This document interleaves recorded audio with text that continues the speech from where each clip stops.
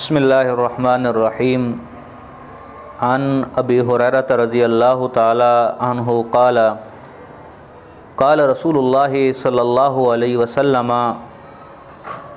من قام رمضان ایمانا و احتسابا غفر له ما تقدم من ذنبه متفق علیہ۔ حضرت ابو ہریرہ رضی اللہ تعالی عنہ فرماتے ہیں کہ رسول اللہ صلی اللہ علیہ وسلم نے فرمایا کہ جس نے رمضان کے اندر ایمان اور ثواب کی نیت سے قیام کیا اس کے گزشتہ گناہ معاف ہو جائیں گے۔ حضرت ابی امامہ رضی اللہ تعالیٰ عنہ کی روایت ہے کہ جس میں نبی مہربان صلی اللہ علیہ وسلم نے فرمایا کہ تم رات کے قیام کو اپنے اوپر لازم کر لو، یہ تم سے پہلے نیک لوگوں کا طریقہ ہے اور نماز سے تمہارے لیے قرب خداوندی کا ذریعہ ہے، گناہوں کو مٹانے والا ہے اور برائیوں سے روکنے والا ہے۔ امام ترمذی رحمۃ اللہ علیہ اور امام حاکم رحمۃ اللہ علیہ نے اس حدیث کو اپنی کتابوں میں ذکر کیا ہے۔ قیام اللیل احادیث کی کتابوں کے اندر اس کی 4 نمازوں کو ذکر کا نام ہے۔ اس میں سے ایک وتر کی نماز ہے، ایک تہجد کی نماز ہے، ایک تراویح کی نماز ہے اور ایک مطلق راتوں کو اٹھ کر نماز پڑھنا ہے۔ اور ان چاروں عبادتوں کے مفہوم کے اندر جو چیز مشترکہ ہے وہ یہی ہے کہ رات کو اٹھ کر اللہ کو راضی کرنے کے لیے عبادت کرنا۔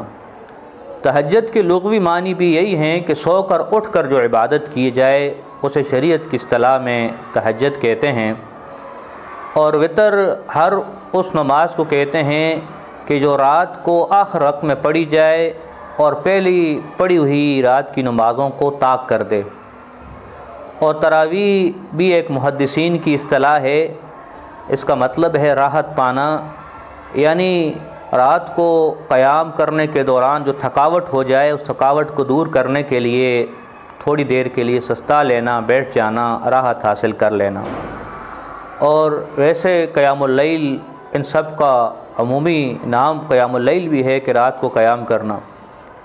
رمضان المبارک کے اندر سب سے بڑی اور مبارک عبادت یہ رات کو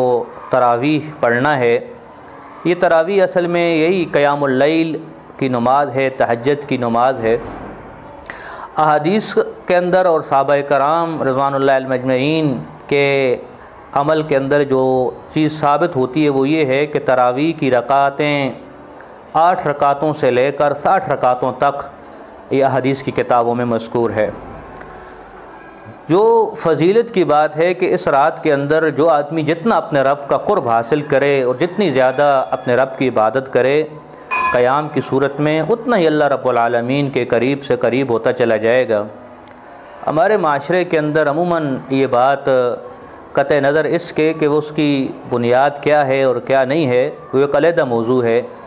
لیکن جو تکلیف دینے والی بات ہے وہ یہ ہے کہ جو لوگ تراویح کی نماز کو عبادت کو کرتے ہی نہیں ہیں، نہ اجتماعی طور پر اور نہ انفرادی طور پر، تو ان کو عموماً دیکھا گیا ہے کہ معاشرے میں نہ کوئی ملامت ہوتی ہے اور نہ ان کو کوئی اس بات کے اوپر شرمندہ کرتا ہے۔ لیکن جو لوگ نماز پڑھنا عبادت شروع کر دیتے ہیں تراویح کی، قیام اللیل کی، وہ عموماً اس بحث میں پڑ جاتے ہیں کہ کتنی ہیں اور کتنی نہیں ہیں۔ فاستبقوا الخیرات، جتنی بھی زیادہ عبادات کی جائے تراویح کی صورت میں، قیام اللیل کی صورت میں، اتنی زیادہ رمضان کی مبارک گھڑیوں سے وہ آدمی اپنی نیکیوں کے اعمال کو بڑھ سکتا ہے۔ اس لیے کوشش پوری یہ کرنی چاہیے کہ قیام اللیل کی صورت میں اللہ رب العالمین کی توفیق سے جتنی عبادت کی جائے اتنی زیادہ کم ہے۔ خود جناب رسول اللہ صلی اللہ علیہ وسلم کا مبارک عمل تو یہ تھا کہ آپ رات کے قیام کے وقت اتنا لمبا قیام کرتے تھے کہ آپ کے پاؤں مبارک کے اندر ورم آ جاتا تھا۔ اور حضرت عائشہ رضی اللہ تعالی عنہ جب آپ کو اتنی مشقت کے بارے میں پوچھتی تو نبی صلی اللہ علیہ وسلم فرماتے کہ عائشہ کیا میں اپنے رب کا شکر گزار بندہ نہ بنوں؟ اس لیے چاہیے تو یہی کہ رات کی ان مبارک گھڑیوں میں رمضان کی اللہ سے خوب مناجات کی جائے۔ قیام کی صورت میں اگر اچھا قرآن پڑھنا نہ آتا ہو یا قرآن زیادہ یاد نہ ہو تو کسی اچھے قاری کا انتخاب کر کے اس کے پیچھے رات کی رمضان کی ان راتوں کو ان مبارک گھڑیوں